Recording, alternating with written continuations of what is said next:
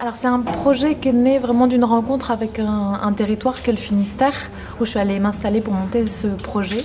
Et ça a commencé par une rêverie d'abord technique qui était de faire marcher une marionnette taille humaine grâce à la force du vent. Du coup, j'ai imaginé cette longue marche sur la plage avec du coup une manipulation à fil que j'avais envie de pousser un peu plus loin. Et surtout, ce qui m'intéressait, c'était de travailler avec les éléments et de déplacer un peu la technique que j'ai, parce que ce qui m'intéressait, c'était d'aller chercher cet aléatoire qu'on a déjà grâce au fil, mais qui avec les éléments est bien plus grand. Et là, j'avais vraiment envie d'aller chercher cette forme de répondant qui est une autre puissance que ce qu'on peut apporter nous, et de sortir d'un côté volontaire à tout prix, parce que vite avec la marionnette on décide de ce qu'on fait, donc pas toujours avec les fils, mais là quand j'ai découvert la puissance des éléments, oui, j'ai eu envie d'avoir ça pour partenaire, parce que vraiment ça fait des propositions, ça déplace, et cet aléatoire raconte fort. Et du coup c'est à partir de cette recherche de donc faire marcher une marionnette grâce à la force du vent, où du coup j'avais imaginé un dispositif qui est accroché à une voile de kitesurf. Du coup j'ai commencé à collaborer avec une kitesurfeuse, et à partir de ça je me suis dit tiens, mais qu'est-ce que ça raconte et pourquoi j'ai autant besoin de faire ça, et pourquoi tout se résume en ce petit noyau de recherche finalement. Et du coup le spectacle il vient un peu déployer tout ça. C'est-à-dire qu'est-ce que c'est que de se remettre en marche, et du coup après quoi on se remet en marche, et quels peuvent être les moteurs en cas d'arrêt, de point de rupture, comment on réinvente.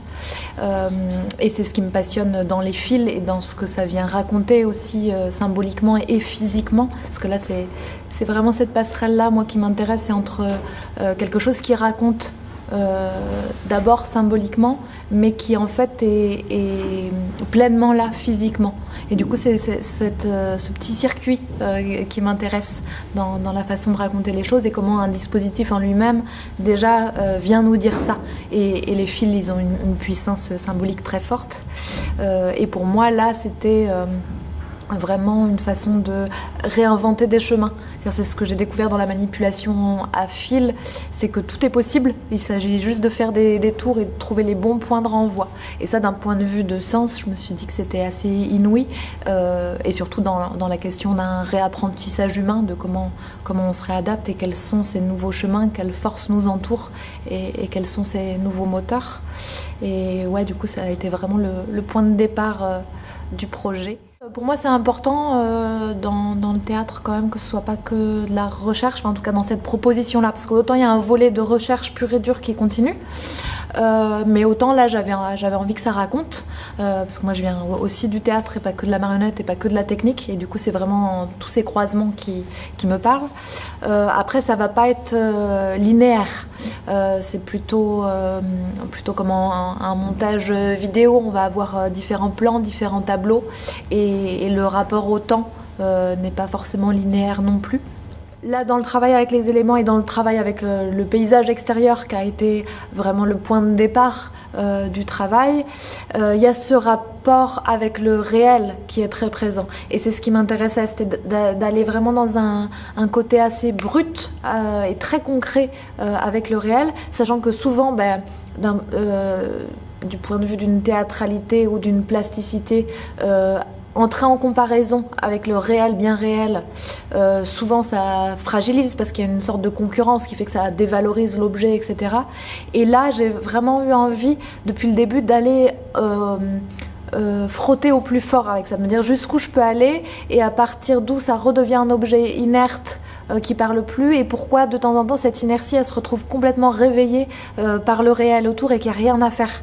Enfin, j'ai fait des résidences pour ce projet en phare et maison phare sur des îles notamment. Du coup tous les jours je l'emmenais dans le paysage, pas toujours manipulée avec des fils, souvent que emportée, et souvent juste en la plaçant dans le paysage, et ensuite moi je prenais du recul et j'essayais de voir par exemple quelle posture parle par rapport à une roche ou quelque chose. Et des fois, c'est juste des lignes qui viennent se réveiller entre elles. Des fois, c'est des matières qui vont venir réveiller la matière de la marionnette, ou des couleurs où ça va venir trancher d'un seul coup et faire que ça s'incarne. Ou des fois, ça peut aussi être juste un petit peu de vent qui va donner une légère oscillation et qui va faire qu'il y a autre chose qui se passe encore que si c'était une manipulation volontaire. Et ça va pas être dans l'illusion d'un mouvement réel, de ce corps redevient humain, mais il se passe quelque chose. Et du coup là, c'est toutes ces observations-là que j'essaye de refaire circuler, parce que moi, ça m'a rappelé à quel point c'était puissant, et que justement, ça pouvait être bien plus puissant que en voulant, tomber dans une illusion, comme pour calquer le réel et en l'isolant, mais que là, vraiment, en allant pousser les deux, il y a quelque chose qui me parle. Et d'ailleurs, ce spectacle-là, il va être réadapté ensuite pour l'espace extérieur et les lieux atypiques. Et c'est vraiment ce qui m'intéresse dedans, c'est d'aller de nouveau frotter avec tout ça et quelque part mettre en danger aussi ce qui arrive, parce que c'est vrai que une boîte noire, c'est confortable parce qu'on peut user de lumière pour aller isoler des choses ou aller dans de l'illusion. Quand on travaille dehors, on n'a pas ça. Mais voilà, c'est ce qui m'intéresse dedans, c'est de voir jusqu'où on peut le mettre en difficulté. Moi, ça m'a toujours surprise, ce rapport-là avec le réalisme. Et je l'ai fui parfois aussi, parce que justement, cette concurrence avec le réel, parfois, elle annule tout. Mais là, j'avais envie de passer un cran encore et d'essayer d'y croire de nouveau. Aussi dans le rapport de portée, dans tout ça. Après, volontairement, la marionnette n'est pas traitée dans des couleurs réalistes. C'est-à-dire pour affirmer aussi ce décalage et dire là, c'est un traitement. On va pas faire croire que cet homme-là, il est vivant. On va affirmer que c'est un traitement par rapport au réel, déjà. Et juste ce petit pas de côté, il fait que finalement, sa présence peut se réaffirmer d'autant plus grande. Et ça, c'était une hypothèse du début, et quand même, là, je suis assez convaincue de cette piste-là, en tout cas à l'intérieur de ce projet. Ouais. Parce que, oui, parfois, vraiment, il y a un truc qui se réveille dans ce corps qui est assez agréable. Voilà, autant le réalisme pur et dur, je m'en méfie, ouais. Dès le début, il y avait cette idée que les choses puissent apparaître dans une temporalité pas linéaire, c'est-à-dire qu'on puisse faire des allers-retours entre des choses qui sont arrivées, qui vont arriver, etc.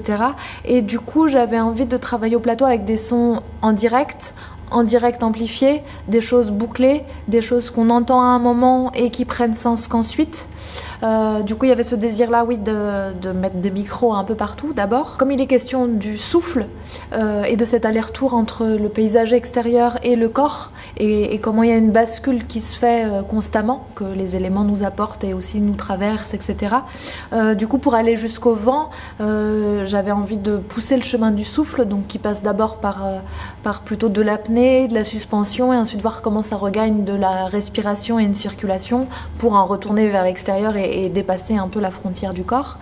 Et du coup, les premières hypothèses étaient de traiter cette bascule-là en ventriloquie, du côté de l'apnée et de la résistance plutôt. Et en fait, ce chemin-là, il est assez court, parce que dans le processus de ce corps-là, j'avais pas envie de cristalliser sur cette impossibilité, mais plutôt ensuite comment ça circule. Et là est arrivé entre autres Teddy, qui est au beatbox, dans l'idée, oui, de faire ces allers-retours du souffle pur et dur qui appelle au collectage de l'extérieur, du vent, etc., comme pour aller convoquer, aller le chercher au fur et à mesure. Et c'est vrai qu'avec cette marionnette, principalement, il y a ce grand besoin d'un son en direct, comme pour aller focuser sur lui. Et c'est vrai que là, avec le beatbox, je suis assez contente, parce que l'hypothèse émise semble se valider quand même, que ce corps-là, il a vraiment besoin de ça. Et c'était assez fou à voir dans le processus de création, comme d'un seul coup, oui, il y avait quelque chose qui, et du point de vue des textures et d'un point de vue rythmique, était fondamental à cet endroit-là. Ouais. J'ai commencé entre guillemets, mais par la marionnette, c'est-à-dire vraiment en passion. Il y avait que ça qui existait, et je me lasse pas de ça. Par contre, À un moment donné, juste avant de monter ce projet, j'ai fait ce constat que j'étais plus du côté de l'inertie que du vivant. De par ma pratique, qui s'entretenait. Et ça m'a posé des questions fondamentales. Et du coup, là, je me suis dit, non, mais en fait, le vivant, il est partout. Et c'est aussi ça qui vient nous faire des propositions. Et les éléments, nous redonnent du vivant et nous redonnent de la vie. Et c'est ce que ça raconte là dans le processus, c'est comment... c'est les éléments extérieurs qui viennent nous proposer des nouveaux moteurs, des nouveaux chemins. C'est pas la volonté humaine et théorique, psychologique. Il y a du relais entre nous, ça j'avais vraiment envie de le faire exister. Mais il y a autre chose qui se passe et il y a d'autres énergies à aller chercher. Et en fait, moi, ça m'a beaucoup rassurée de me rendre compte de ça. C'est-à-dire de me dire, tiens, les éléments, ils sont plus forts autour. Et du coup, si on compte, entre guillemets, sur les éléments, on a toujours les ressources. C'est pas que à nous d'être volontaires dans la vie. J'avais croisé par hasard des poèmes de Georges Perros, qui a habité longtemps à Douarnenez. Et je me suis rendu compte qu'il entretenait ce même rapport avec les éléments et ça m'a assez rassurée de le lire. Et où il parlait de la roche, où il disait que c'est quelque chose de tenace, de dur. Et qu'il commençait à avoir une espèce de certitude. Il dit certitude que les éléments peuvent nous aider à nous identifier. Et il rajoute « j'en ai besoin parce que les gens souvent on ne peut guère que les aimer, que les aider et souvent ils ne le veulent pas, souvent ils se refusent ». Et ça m'a parlé dans les liens entretenus aux gens autour et de comment on peut faire ressource les uns les autres. C'est-à-dire oui, il y a cette espèce de refus et en même temps, il y a aussi d'autres ressources et c'est chercher vraiment cette circulation-là plutôt qu'un côté volontaire. Et là, dans le travail au plateau aussi, pour moi, je situe vraiment la relation à l'accompagnement dans la relation à l'autre, mais du coup comment on s'accompagne et plutôt d'amener le fait que ce soit pas terrible, que ce soit pas une lourde charge de s'occuper des autres, mais que c'est plutôt quelque chose aussi de joyeux où c'est des relais, vraiment ça circule et que ça apporte aussi des fois d'avoir la charge, des fois c'est lourd, c'est fatigant, mais il peut y avoir d'autres relais, et ces circulations là elles sont importantes.